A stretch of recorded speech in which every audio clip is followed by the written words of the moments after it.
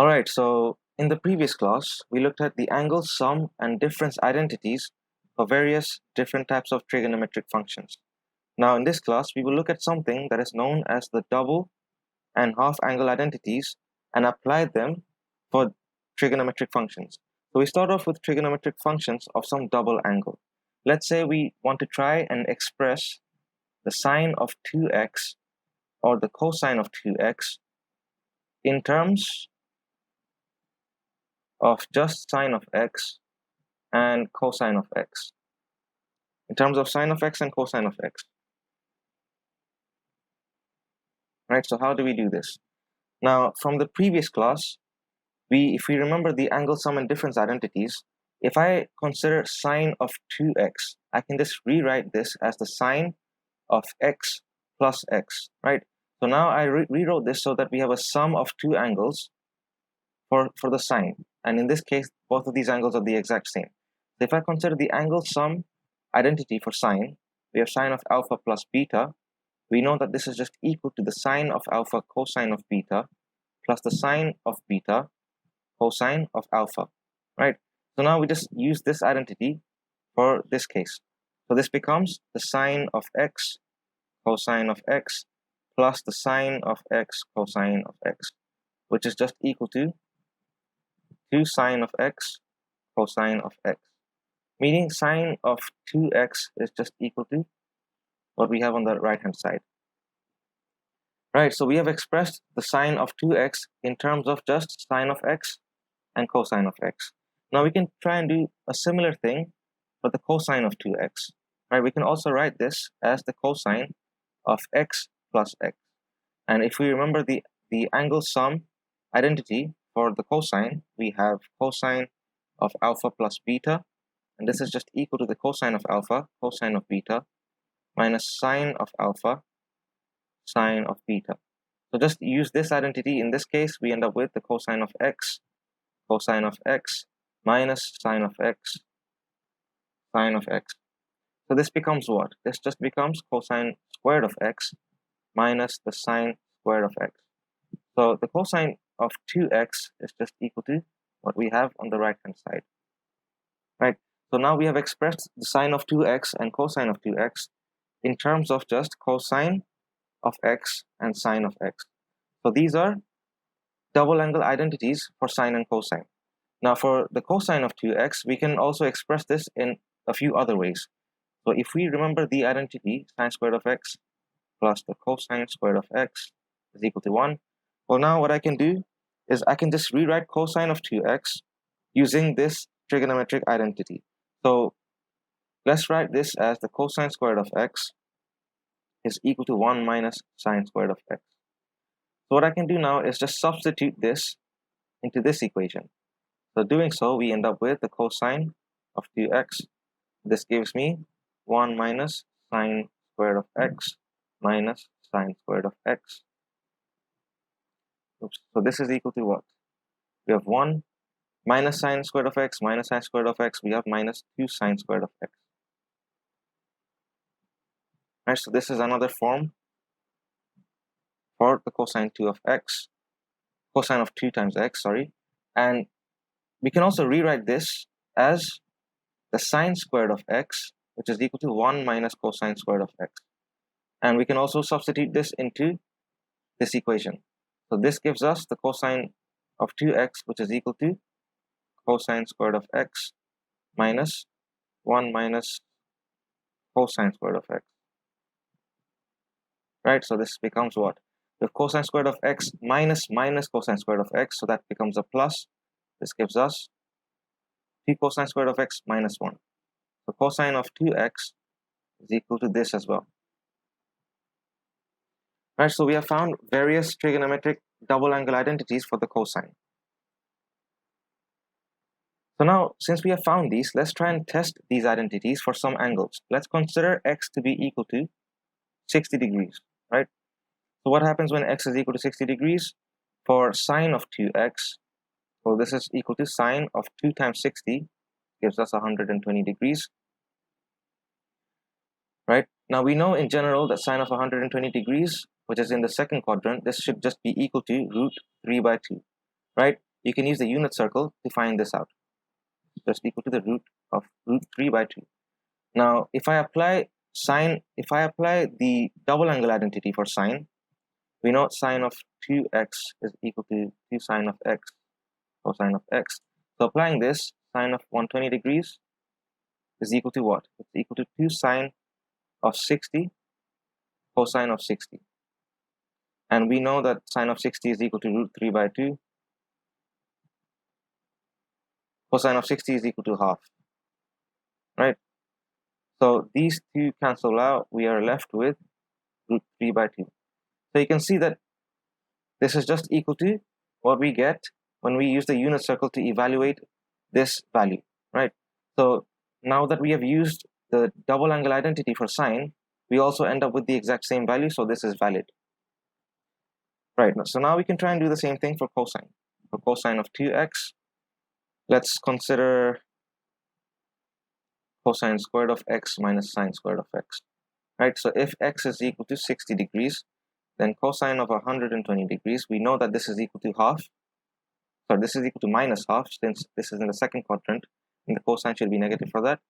So using the double angle identity, this is just equal to cosine of 60 degrees squared minus the sine of 60 degree squared, right?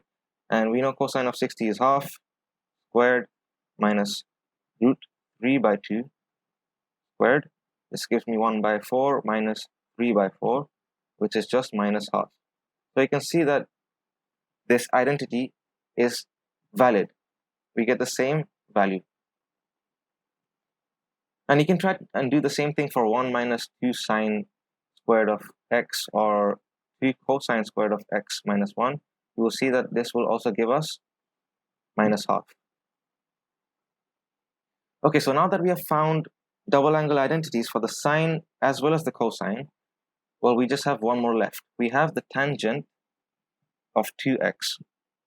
How do I express this in terms of just the tangent of x? Well, we can apply the angle sum identity for the tangent once again. We know that the tangent of alpha plus beta, this will be equal to tangent of alpha plus tangent beta over 1 minus this, right? So let's just use this. Let's express the tangent of 2x as the tangent of x plus x. So if I do this, this will be equal to the tangent of x plus tangent of x 1 minus, and this is just tangent squared of x. So this is equal to the tangent of 2x. So this is our double angle identity for the tangent. So far we have shown we have derived the double angle identities for the sine, cosine, as well as the tangent. So if this is the double angle identity for the tangent for cosine of 2x, we showed that this is just equal to cosine squared of x minus the sine squared of x, which is also equal to 2 cosine squared of x minus 1, which is equal to 1 minus 2 sine squared of x. And for sine of 2x, this is just equal to 2 sine of x times the cosine of x. So we have derived all of these identities. Now you don't have to memorize any of these. None of these need to be memorized. It's just, if you try, you can easily derive this yourself by considering the angle sum and difference identities that we have explained or we have shown in the previous class. Just using those, we can easily derive these double angle trigonometric identities. So now that we have found, or we have shown these double angle identities, let's now move on to half angle identities. And we can now show some half angle identities. So let's try and find the cosine of x by 2.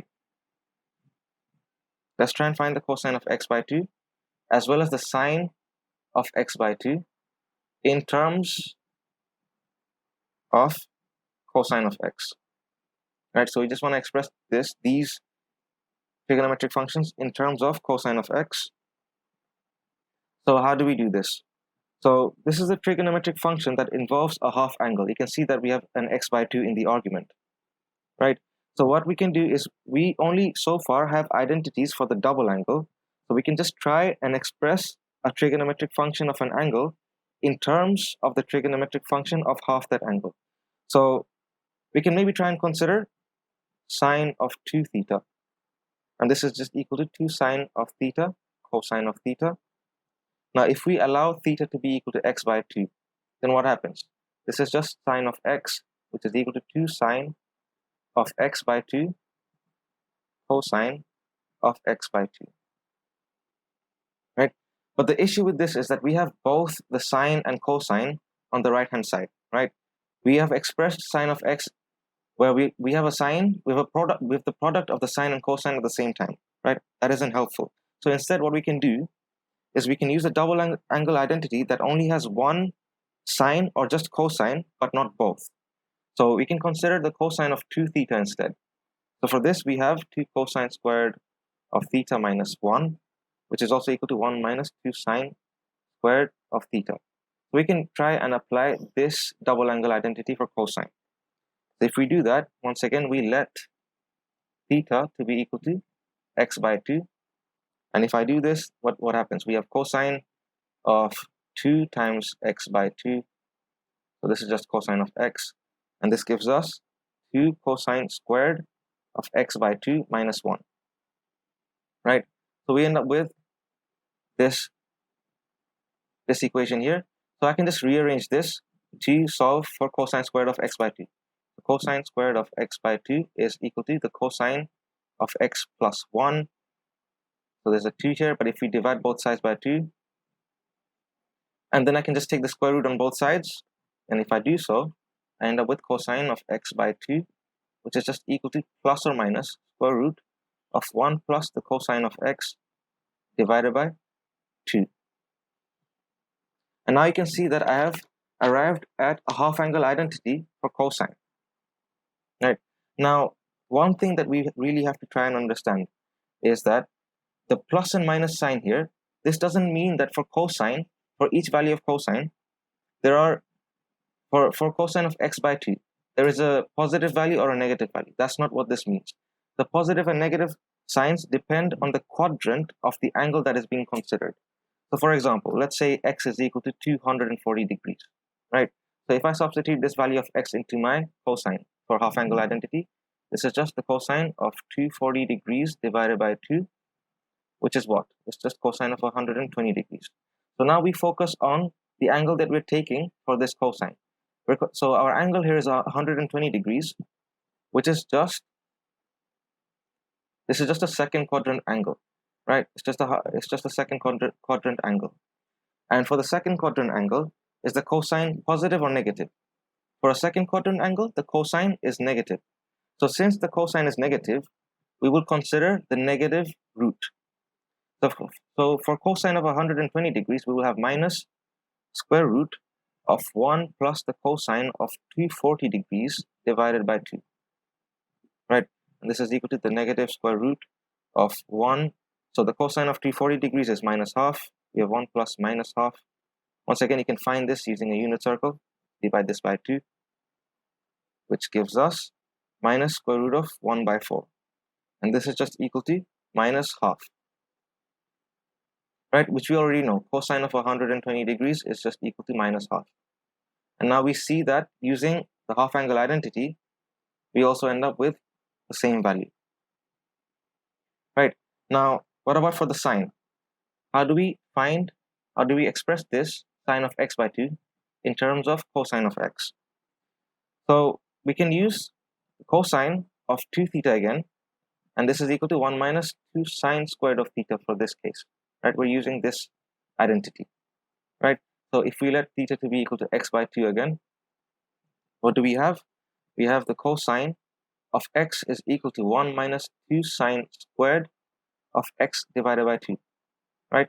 So now I just solve this for sine squared of x by 2, for sine of x by 2. So let's rearrange this. This gives us 2 sine squared of x by 2, which is equal to 1 minus cosine of x. Divide both sides by 2. So then we can take the square root. So we have the sine of x by 2, which gives us plus or minus square root of 1 minus the cosine of x divided by 2. So now we have found a half angle identity for the sine function, right? And once again, the exact same logic applies for this case. The plus or minus depends on the quadrant of the angle that is being considered. Okay, so once again, if I consider x to be 240 degrees, then sine of 240 degrees divided by 2 is once again 120 degrees. Now 120 degrees is a second quadrant angle, right? Second quadrant angle. And although the cosine in the second quadrant angle is negative, the sine is positive, right? The sine is positive for the second quadrant. So in this case, we will consider the positive root, right? We'll consider the positive root. So this will be the positive square root of 1 minus the cosine of 240 degrees divided by 2.